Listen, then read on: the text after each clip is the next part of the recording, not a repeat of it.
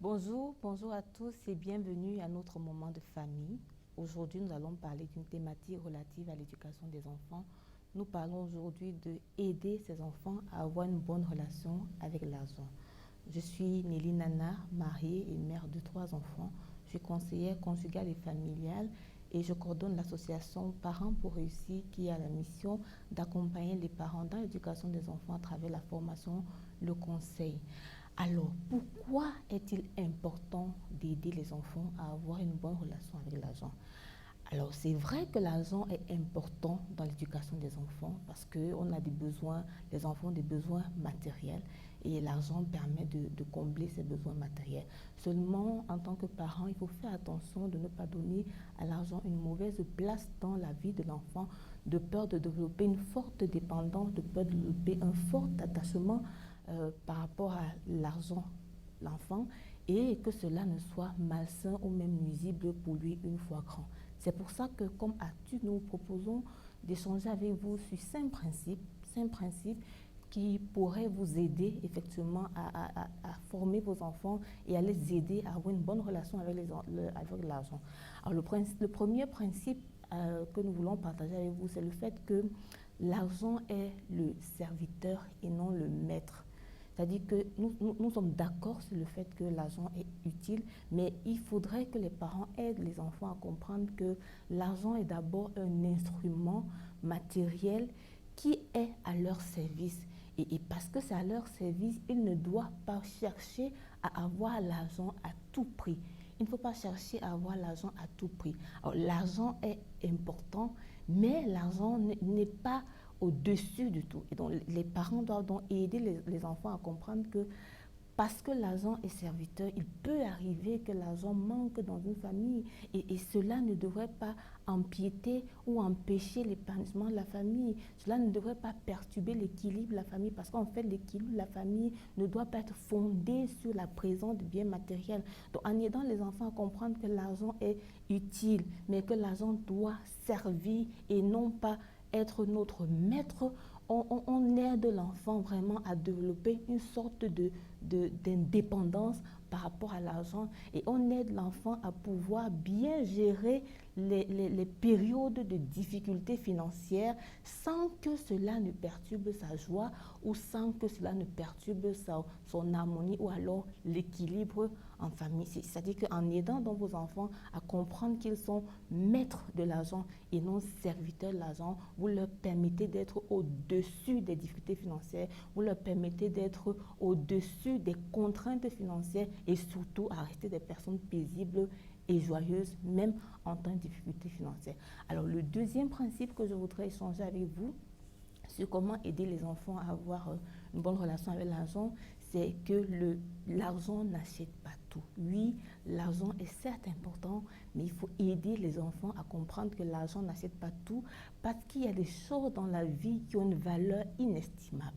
Il y a des choses dans la vie qui ont une valeur qui ne peut pas s'acheter avec l'argent. Je parlerai de la santé, de la bonne santé. Je parlerai de la conscience. Je parlerai de la vie. Parce que la santé est importante, parce que la bonne santé est importante, les parents devraient aider les enfants à prendre soin d'eux, à prendre soin de leur corps. Parce que être en santé, c'est déjà en soi une richesse. Et parfois, on peut avoir des maladies que, bien qu'ayant de l'argent, on n'arrive pas à avoir la guérison. Donc, la santé est importante, il faut prendre soin de son corps. Alors, il faut également comprendre que la conscience étant quelque chose qu'on ne peut pas acheter, les parents devraient aider les enfants à comprendre qu'ils doivent poser les actes, qu'ils ne devraient pas mettre leur conscience en mal. Parce que quand votre conscience est perturbée, aucun argent ne peut la calmer, aucun argent ne peut apaiser la conscience. Vous êtes troublé, vous êtes perturbé et vous perdez votre équilibre. Et parce que la vie est importante, parce que la vie ne s'achète pas, les parents doivent aider les enfants à prendre soin de leur vie, d'abord personnelle, pour faire attention aux choses avec lesquelles ils vont jouer, mais également à faire attention de ne pas faire des choses qui pourraient porter atteinte à la vie d'autres personnes. Parce que l'argent n'achète pas tout, il faut avoir ce genre de principes pour que l'enfant sache contrôler sa vie et savoir qu'il y a des choses au-dessus de l'argent, savoir qu'il y a des choses dont la valeur est inestimable, l'argent n'achète pas tout. Alors, le troisième principe que je voudrais échanger avec vous sur comment aider les enfants à avoir une bonne relation à l'argent, c'est que l'argent doit se travailler, oui, chers parents. Il faut aider les enfants à ne pas être des partisans de peu d'efforts. Il faut aider les enfants à comprendre qu'il faut travailler pour avoir de l'argent. Et pendant qu'ils sont petits, ça commence à la maison. Il faut commencer à impliquer les enfants dans les tâches ménagères. Oui, bien sûr, en tenant compte de leur âge. Et en fonction de leurs âges, on pourra juger du genre de tâches ménagères à leur donner. Et pendant qu'ils vont grandir, on pourra leur donner des tâches plus importantes. Alors, en faisant ça, vous inculquez à l'enfant la valeur travail. Et vous aidez l'enfant à comprendre que pendant qu'il grandit, ses besoins qui devront être comblés auront besoin que lui soit en train de s'investir. Et parce que vous lui avez inculqué le sens du travail, l'enfant n'aura pas du mal à s'investir pour travailler parce qu'il saura le bien que cela lui rapporte. Donc, l'argent doit être travaillé et pendant que l'argent doit être travaillé, l'enfant se bâtit, il se forme et ça permet à l'enfant de développer une certaine autonomie parce qu'il aura appris à la maison à travailler. Une fois grand, il saura également travailler pour prendre soin de ses besoins et il ne sera pas tout le temps derrière le parent pour demander l'argent parce qu'il aura développé une bonne autonomie financière et c'est très, très important pour la vie d'un enfant pendant qu'il grandit et pendant qu'il devra être une personne qui va assumer des responsabilités dans sa famille. Le quatrième principe que je voudrais changer avec vous, c'est que l'argent doit se multiplier. Oui, il faut apprendre aux enfants à multiplier, à comprendre qu'il faut multiplier, il faut fructifier. Pourquoi? Parce qu'en fait, un argent qu'on a travaillé et qui est bien quand on apprend aux enfants, alors il faut aider les enfants à comprendre que l'argent qu'on a travaillé, si on ne le gère pas bien, cet argent peut finir. Et non seulement ça peut finir, aussi parce que plus nous grandissons, plus nous avons des charges importantes, les charges grandissent et donc il faut réfléchir sur comment faire fructifier ces revenus pour pouvoir combler ses besoins de la bonne manière. Et c'est en ça que c'est important de commencer pendant qu'ils sont petits à apprendre aux enfants le sens de l'épargne. Avoir une petite caisse, savoir se sacrifier un peu, mettre un peu dans la caisse ou un peu dans la tirelire dans le but de se dire je perds un peu maintenant, je me sacrifie un peu maintenant parce qu'après, je vais récolter un petit pactole et avec ce petit pactole, aider votre enfant à investir dans quelque chose de petit. Mais en fait, ce qui est important ici, ce n'est pas la grandeur de ce qu'il va faire. Ce qui est important, c'est la formation que vous donnez à votre enfant. Vous lui apprenez à se sacrifier un peu sur son argent de poche. Vous lui apprenez à épargner et vous lui apprenez en fait à investir et vraiment pendant que votre enfant va grandir, chers parents, il va développer facilement un esprit entrepreneurial et vous voyez que cet enfant, une fois grand, va pouvoir réfléchir sur des activités génératrices de revenus pour ne pas dépendre d'une rémunération mensuelle ou alors pour savoir multiplier et fructifier ses revenus dans le but de combler ses besoins.